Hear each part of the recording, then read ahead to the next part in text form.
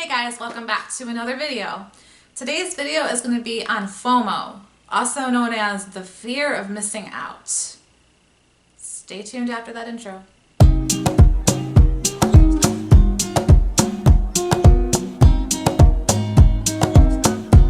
FOMO, the fear of missing out. This is a somewhat newer term, I would say, probably becoming a more popular phrase within the past few years, especially since social media has become such a big deal because social media is really kind of interplayed with FOMO. However, FOMO has always existed. It might not have always been called FOMO, but FOMO has always been around. I think it's just become a bigger issue for people with the invention of social media, and I'm going to talk about why. So the definition of FOMO is the feeling that there are people out there that are living better lives than you, they're having more fun than you, they're having better things happen to them.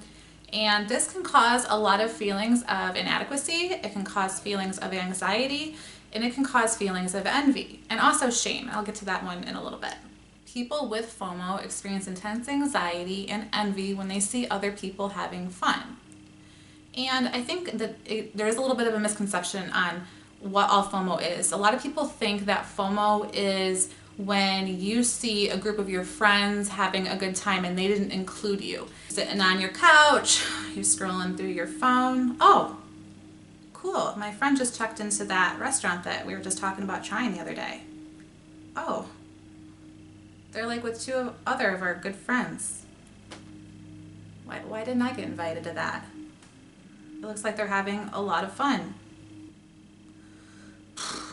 Yes, that can be related to FOMO. It can cause feelings of FOMO, but FOMO actually extends above and beyond that.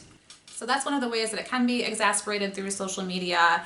It doesn't have to look like that though. Like I said, it's really looking at anyone's, highlight reel situation on social media, or just knowing or thinking, you could like literally just think there and think about how many other people in the world are having fun right now and I'm just sitting here. It doesn't necessarily have to involve your group of friends. It can, but it doesn't have to.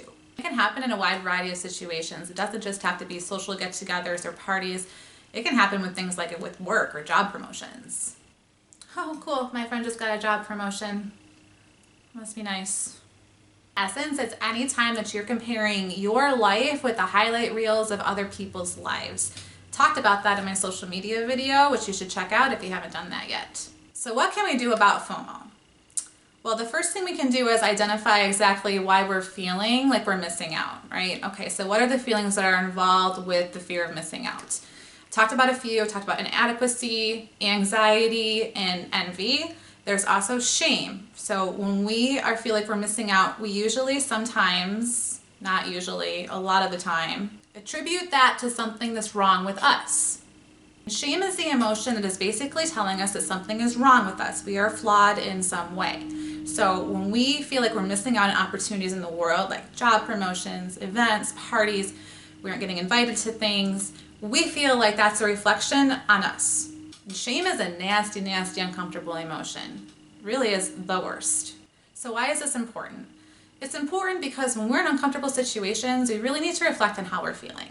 Because if we're just feeling crappy and we don't know why, it can be really, really difficult. When we find out what emotions exactly, we're able to name feelings to things and connect feelings, that gives us a new level of insight on why we're feeling a certain way. Number 2, focus on what you have and not what you lack. This comes down to identifying what you do have to be grateful for in your life, because we all have things that we can be grateful for.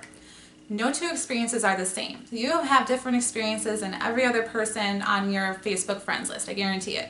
And just because someone has something going right for them, like they got a job promotion or they're on vacation and they're having a good time, doesn't mean that your life is any less important or in any way inadequate. The experiences of others do not make you less worthy. They don't. Number 3, seek out connections in your own experiences. If there's a restaurant that you really, really want to try, why not call up a friend and find a time that you guys can go together? I think a lot of the time we just spend so much time waiting by our phones, waiting for other people to include us in things instead of making our own experiences happen. If you want to do something, call up a friend, make a plan, go and do it. The very worst thing that we can do when we're feeling disconnected is to isolate. Isolation does nothing but make more disconnection. If we're feeling disconnected, we need to connect to other people. And part of that is on us. We cannot expect other people to constantly be reaching out to us, constantly providing that need. We also need to reach out to other people. Really what it comes down to is life is what we make it. We all have choices on how we want to approach life. So learning how to cultivate our own experiences is really important, even if you're doing it on your own. You can take yourself out on dates. You can take yourself to a museum, even to a show. You can do that. It might be scary, and it's still possible. And things like that do tend to get better the more that you practice them. Thank you guys for watching this video. I hope you found it helpful. If you did, make sure that you give it a thumbs up. If you haven't yet, make sure that you hit the subscribe button and subscribe to my channel. I release 2 new mental health videos every single week, and I'd love to see you in the next one. Thanks, and have a great day.